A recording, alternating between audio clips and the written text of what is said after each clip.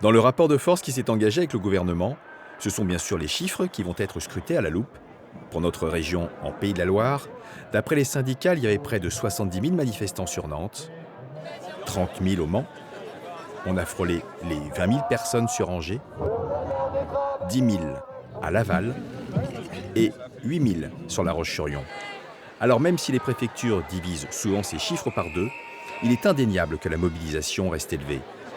À Challans, commune de Vendée, pas particulièrement connue pour ses mouvements sociaux, ce sont plus de 2000 personnes qui sont descendues dans la rue.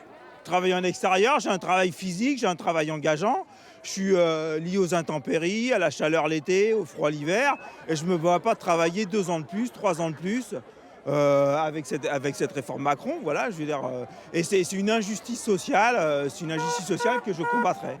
On n'était pas habitué déjà à venir à Challans. Et ça fait 4 manifestations où on voit que ça grossit de jour en jour. Donc c'est la preuve que les gens ne sont pas contents de cette réforme. Au Mans, les manifestants se sont rassemblés dans le centre-ville. Là aussi, même détermination pour empêcher le recul de l'âge de la retraite à 64 ans. On est tous déterminés, d'ailleurs on est, je pense, très très nombreux aujourd'hui pour manifester et dire que ça n'est plus possible en fait. Travailler plus longtemps pour que ça donne rien de plus, alors qu'il y a plein de gens qui sont en recherche d'emploi, je trouve ça un peu aberrant. Une mobilisation aussi exceptionnelle pour une ville normalement paisible, comme Angers.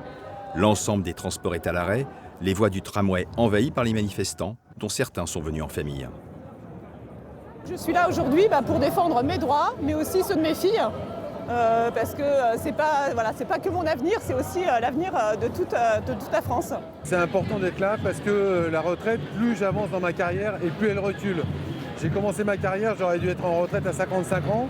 Là, je suis passé avec 57 ans avec la réforme Touraine. Et là, peut-être encore 1, 2, 3, on ne sait pas. Sur Nantes, une nouvelle fois, la mobilisation est d'ampleur. Selon les sources, la foule atteindrait au moins 50, voire 70 000 personnes.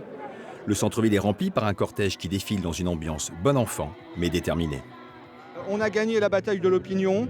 On a démontré en quoi cette réforme était injuste. Le gouvernement en est rendu à avoir des arguments qui ne tiennent plus beaucoup la route. Les syndicats ont sans doute marqué des points, mais ils se préparent à un conflit dans la durée, avec des appels à la grève reconductibles dans les secteurs professionnels stratégiques.